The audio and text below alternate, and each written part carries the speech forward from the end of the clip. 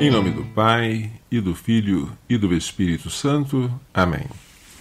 Ó Maria, fazei o meu coração tão puro quanto o vosso, pelo poder que vos deu Deus Pai. Ave Maria, cheia de graça, o Senhor é convosco, bendita sois vós entre as mulheres, e bendito é o fruto do vosso ventre, Jesus. Santa Maria, Mãe de Deus, rogai por nós, pecadores, agora e na hora da nossa morte. Amém. Pela sabedoria que vos deu Deus Filho. Ave Maria, cheia de graça, o Senhor é convosco, bendita sois vós entre as mulheres, e bendito é o fruto do vosso ventre, Jesus. Santa Maria, Mãe de Deus, rogai por nós, pecadores, agora e na hora da nossa morte. Amém. Pela misericórdia que vos deu o Espírito Santo. Ave Maria, cheia de graça, o Senhor é convosco, bendita sois vós entre as mulheres, e bendito é o fruto do vosso ventre, Jesus. Santa Maria, Mãe de Deus, rogai por nós, pecadores, agora e na hora da nossa morte. Amém. Muito bem, bom dia, queridos amigos ouvintes da Rádio Voz do Coração Imaculado. Eu queria compartilhar com vocês algumas das chagas que estão ferindo a nossa família. A nossa família está doente e a doença dela é múltipla. O que é que está afetando de tal forma a nossa família que nós deveríamos fazer curá-la? O que nós deveríamos fazer para curá-la? Quais são as chagas e quais são os remédios para ela? Depois de observar durante muito tempo e em vários lugares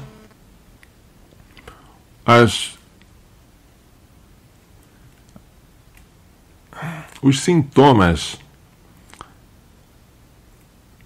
dos males pelos quais padece a nossa família, eu cheguei a algumas conclusões que gostaria agora de compartilhar com vocês. Um dos males da nossa família é a perda de identidade. Ninguém sabe que posição ocupa na família. O pai de família não sabe o que faz lá. Antigamente, o pai sabia que era o chefe da família e que ele tinha a função de governar, de prover, de sustentar,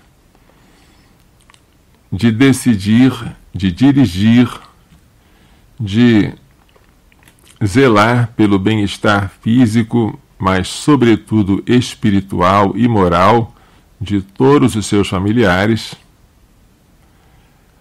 Atualmente, ele já não sabe mais o que está fazendo lá. Se ele disser que ele é o chefe da família, a esposa o olha com maus olhos. Os filhos também não gostam muito, porque a palavra chefe está fora de moda. E, aliás, nem ele gosta de dizer que é chefe. Ele gosta de compartilhar a chefia com a esposa. Esta aqui é a minha patroa. Atitude, aliás, muito cômoda, porque o patrão é aquele que responde, é aquele que tem a responsabilidade. E se ele disser, as mulheres não são como antes, elas agora gostam de dividir as responsabilidades, elas não são mais submissas, elas agora também mandam junto com os homens, e às vezes até no lugar dos homens. É uma atitude cômoda, mas é uma atitude evasiva, uma atitude covarde. Porque a família só tem uma cabeça, só pode ter uma. Se tiver duas, é o mesmo que não ter nenhuma. Ou a família só tem uma cabeça, ou tem 0 cabeças. Duas não dá. Esta cabeça é o marido, é o pai. Assim foi que Deus quis. E a cabeça não tem nada de negativo. A cabeça, se não existisse, deveríamos inventá-la.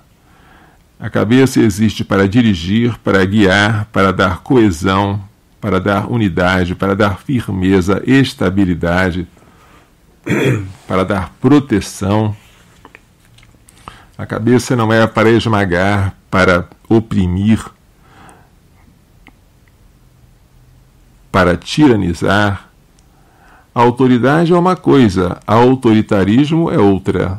O autoritarismo é uma grosseira caricatura da autoridade. Houve e ainda há homens que abusam da autoridade, transformando-a em autoritarismo.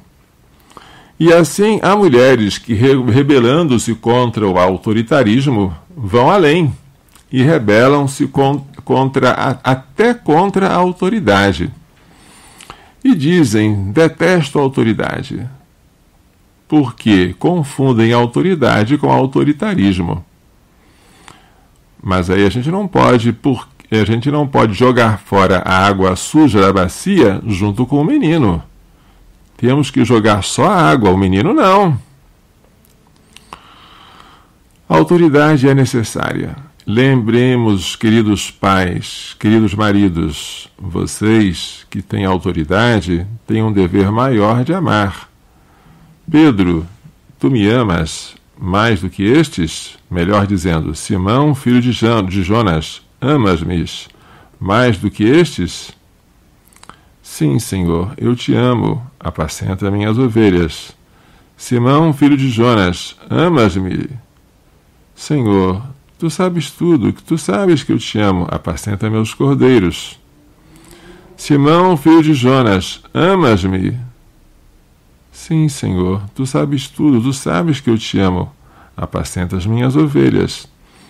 Ou seja, aquele que tem um cargo pastoral, um cargo de apacentar, de guiar, de conduzir, de ter autoridade sobre os outros, tem que amar mais. O chefe terá um juízo mais severo. Eu, padre, terei um julgamento mais severo do que você, leigo. O bispo terá um julgamento mais severo do que eu, padre. O Papa Francisco terá um julgamento mais severo do que os bispos, e assim por diante.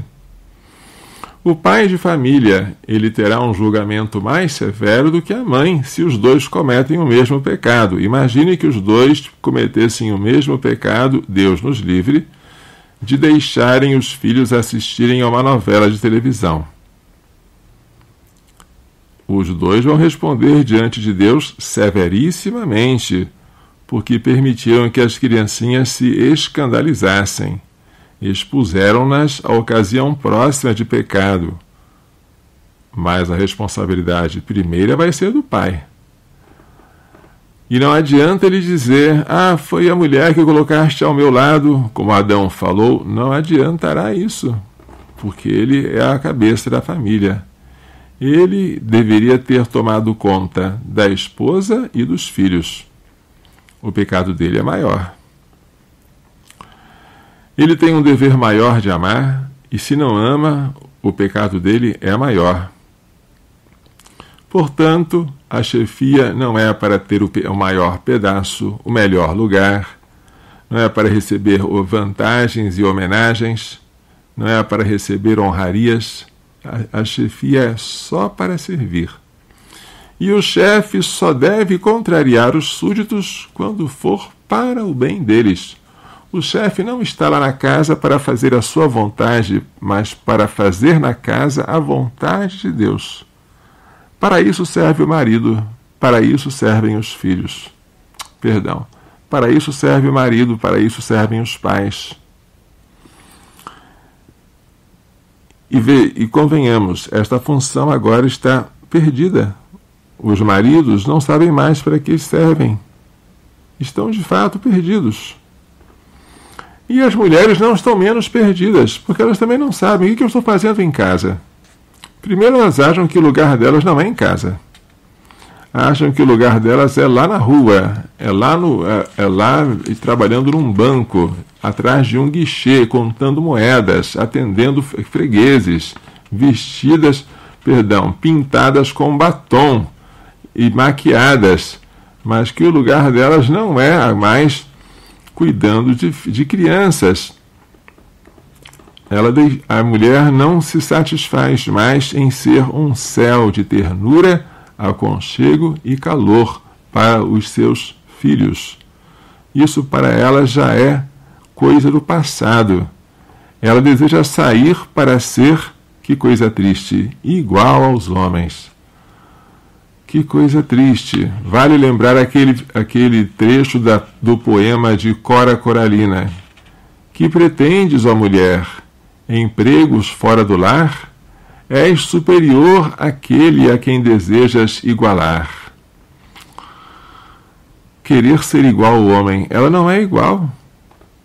E ao se igualar a ele, ela está se despersonalizando e está privando o lar daquilo que só ela pode dar, ternura. Além disso, ela está,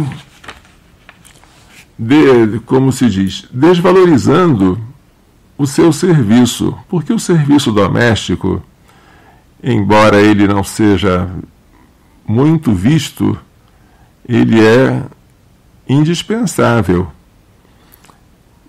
O alicerce ninguém vê, mas ele sustenta a casa. Ao passo que a fachada que todo mundo vê não tem nenhum papel de sustentação.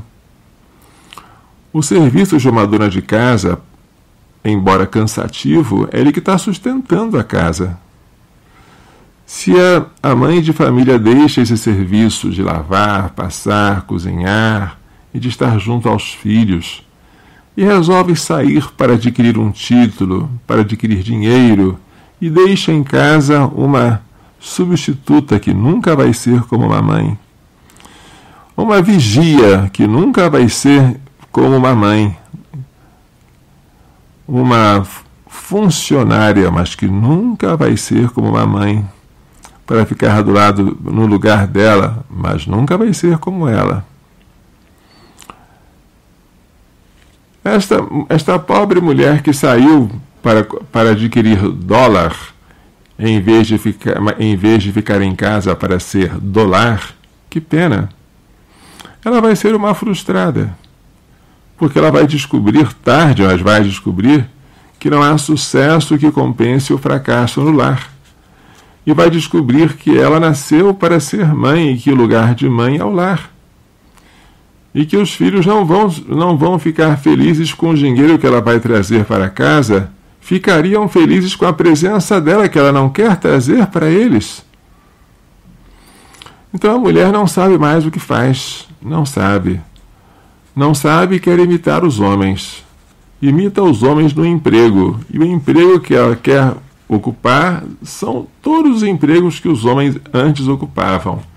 Empregos que são pesados, empregos de uma jornada inteira, empregos que exigem alto dispêndio de energia, empregos que os homens poderiam fazer no lugar dela, e elas não precisavam sair de casa para isso.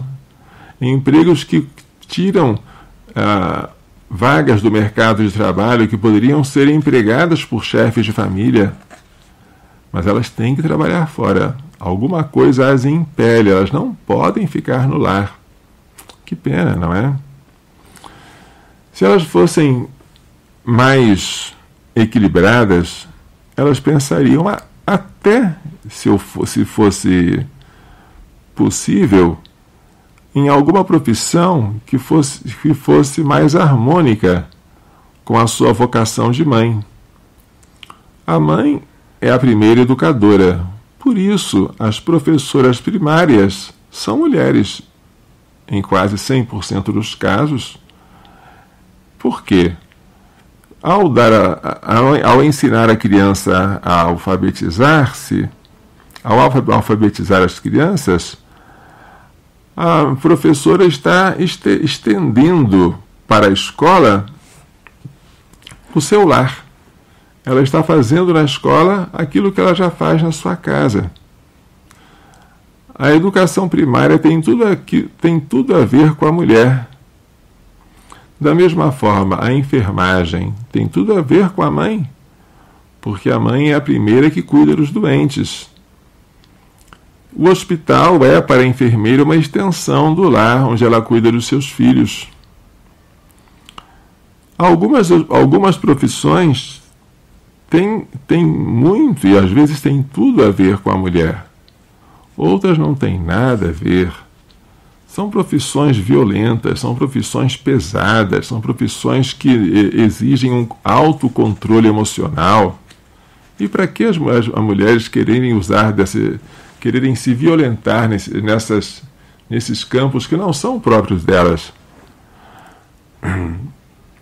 Que a mulher seja um céu de ternura, aconchego e calor. É o lugar dela é o lar, e tomara que ela entenda isso antes que seja tarde. Então, uma das chagas da igreja, uma das chagas da família, que a mulher entenda o seu lugar privilegiado, que é o lar. Segundo, que ela pare com esta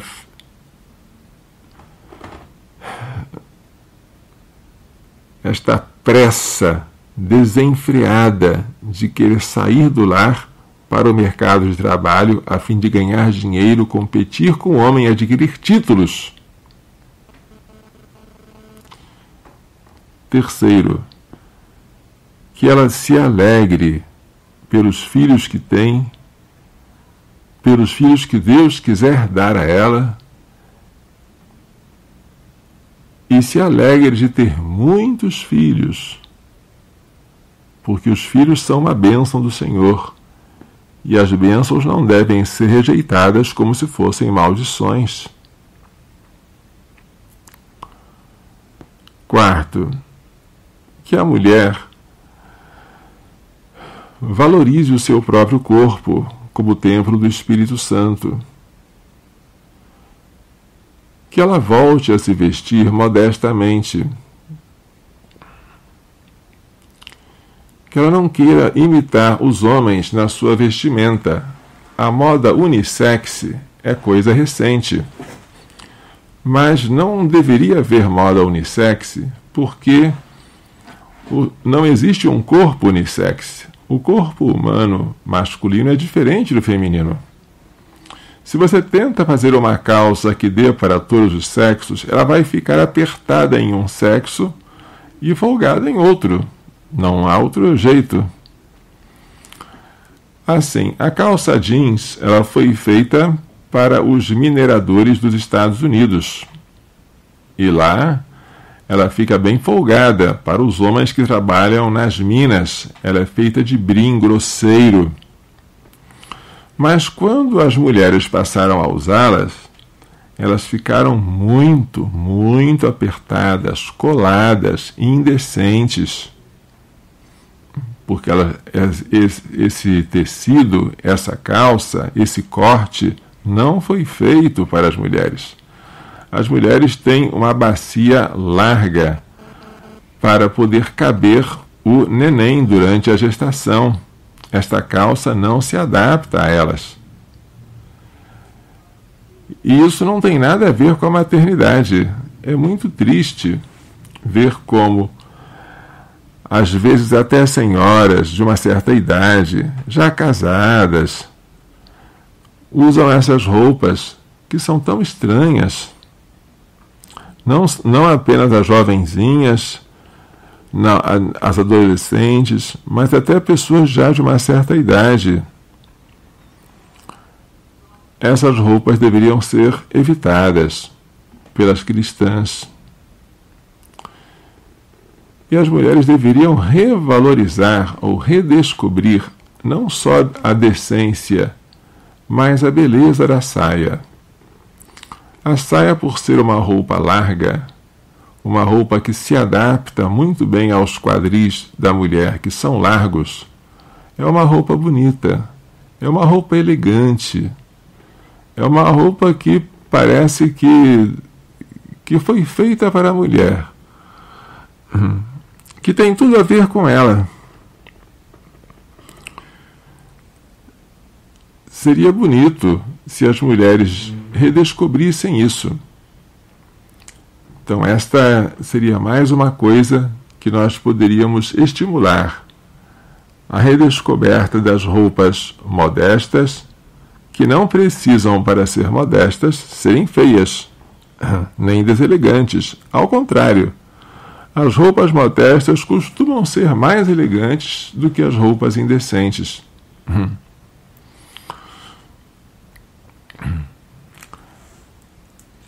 Bem, imagine agora uma família em que o marido saiba a sua função. Eu sou chefe, por isso eu tenho maior obrigação de ser santo. Eu tenho maior obrigação de servir. Eu devo ser o último. Estou aqui para fazer a vontade de Deus na casa, não a minha. O meu juízo será mais severo. Eu tenho que ser o último de todos e o servo de todos. Esta é a minha função. Eu sou mãe. Esta é a minha função de mulher. Aqui em casa eu tenho que encher esta casa de perfume, torná-la um céu de ternura, aconchego e calor. Quando meu marido chegar em casa, ele deve se sentir tranquilo ao me avistar. As crianças devem ficar alegres ao verem a minha presença. As pessoas devem sorrir só de verem a minha fisionomia.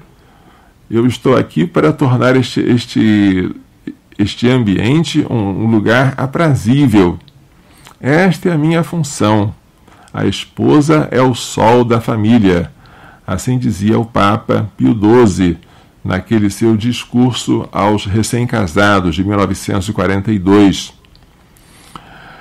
Eu, como esposa, gosto do lar. Aqui é o meu lugar. E eu não troco esse lar nem por dinheiro, nem por título, nem por emprego. Este lar aqui é o meu lugar privilegiado. É aqui que eu tenho que dar frutos. Já pensou um lar assim, gente? Imagine agora que os filhos adolescentes, vendo que os pais são assim, que também procurassem imitar os pais. E pensassem, quando eu crescer, a minha família vai ser como a dos meus pais. Nós vamos ter muitos filhos, nós não vamos pensar em muito dinheiro, mas vamos pensar em agradar muito a Deus, vamos pensar em ter uma descendência numerosa. Vamos retirar de nossa casa as coisas que não agradam a Deus, a começar pelas novelas de televisão. Vamos infundir nos nossos filhos o hábito de se vestirem decentemente.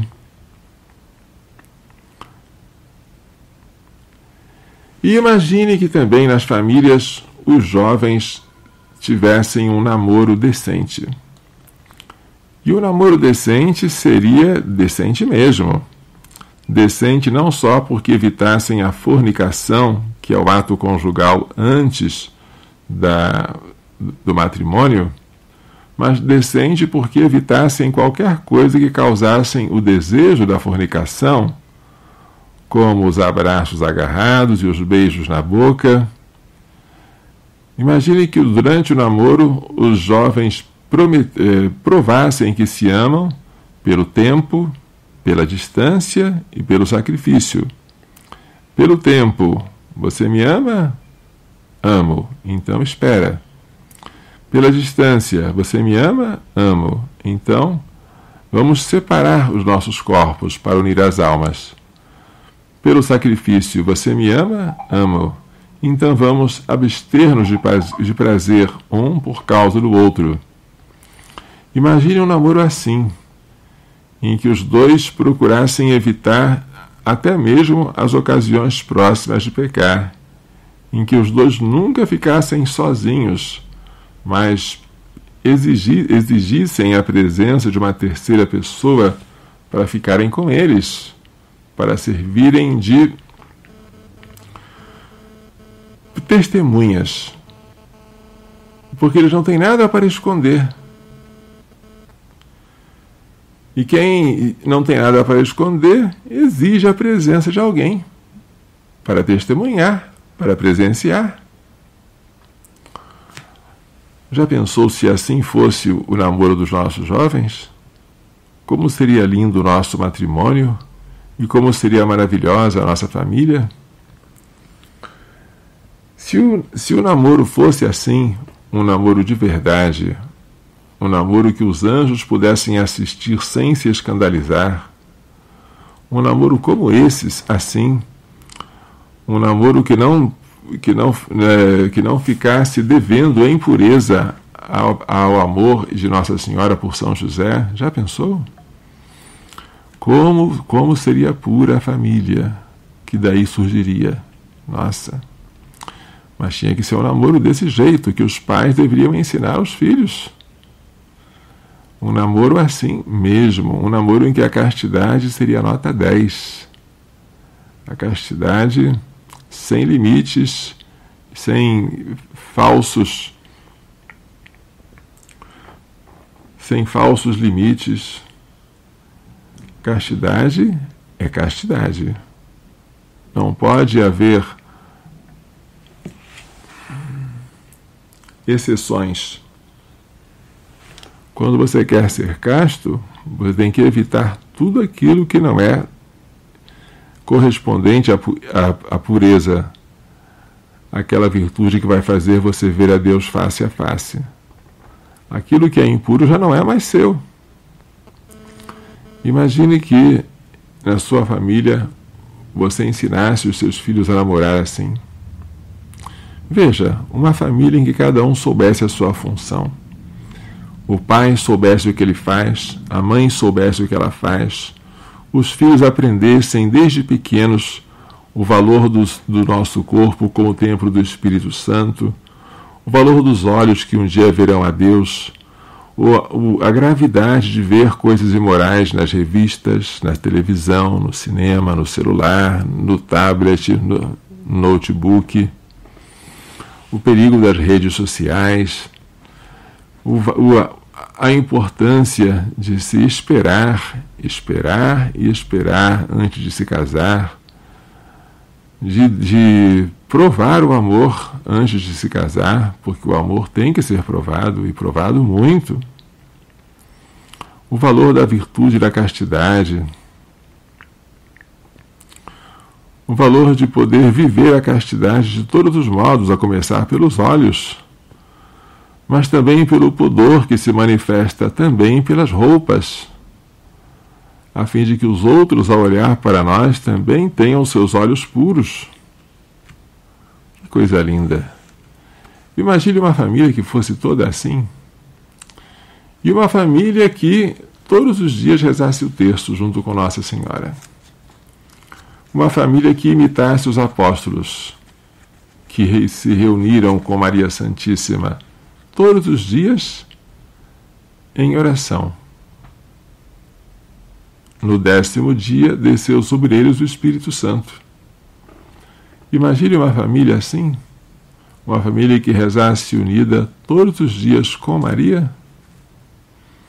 Imaginem, queridos irmãos, que isso que eu falei não fosse só um caso à parte, mas fosse a regra. Imagine que numa paróquia as famílias fossem sempre assim, e que as pessoas se multiplicassem. Nossa, nós poderíamos mudar uma geração, mudar a sociedade, mudar a igreja, mudar o mundo. Tudo mudando a família. Pois é, eu falo para você, mulher que está me ouvindo. Você, mulher, pode ser uma criança, pode ser uma adolescente, pode ser uma mãe, pode ser uma senhora idosa. Você, mulher, pode fazer muita coisa.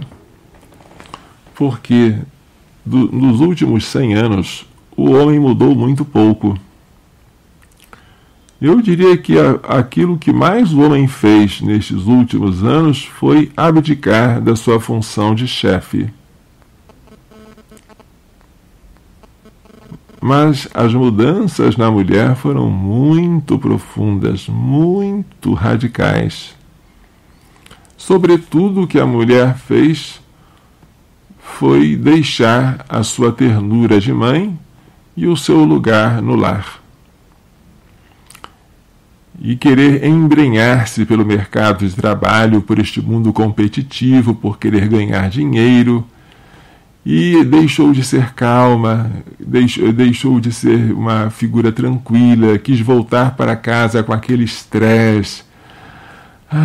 começou a ficar tão nervosa quanto o marido, porque começou a trabalhar tanto quanto ele fora de casa. Perdeu aquela figura tranquila. Está percebendo, senhora mulher, como você mudou nesses últimos tempos? O futuro da humanidade passa pela família, mas o futuro da família passa por você, mulher. E enquanto você, mulher, não decidir mudar, não decidir reconhecer o quanto você é importante na sua casa, nós não vamos esperar muita coisa do futuro, não.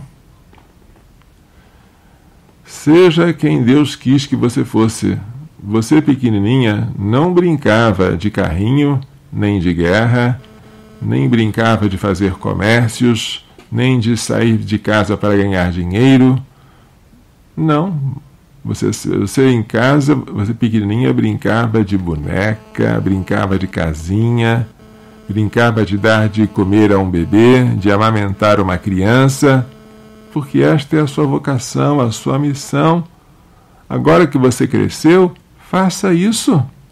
Porque se você não fizer isso, ninguém vai poder fazer como você. Você vai tentar substituir isso por uma outra mulher que não vai fazer igual. O homem, desajeitadamente, vai tentar fazer algo parecido, mas não vai ser a mesma coisa. Seja mãe, porque ser mãe e ser mulher é a mesma coisa. Assim como ser homem e ser pai são a mesma coisa. Digo isto no sentido antropológico, não biológico, porque eu sou padre, e padre quer dizer pai. Mas eu não sou pai biológico. Mas no sentido espiritual eu sou pai. E sou pai de muitos filhos. Nenhum de nós tem direito de ser infecundo. As irmãs são mães. E a superiora delas é chamada de madre, porque é mãe. E mãe de muitas almas. E quando nós abraçamos o celibato na cerimônia do diaconato, o bispo pergunta: quereis abraçar o celibato, fonte incomparável de fecundidade espiritual? E nós respondemos que sim, livremente. De fato, nós geramos pelo celibato muito mais filhos do que geraríamos pela carne e pelo sangue. Mas todo homem de verdade é pai. Toda mulher de verdade é mãe, seja biológica, seja espiritual.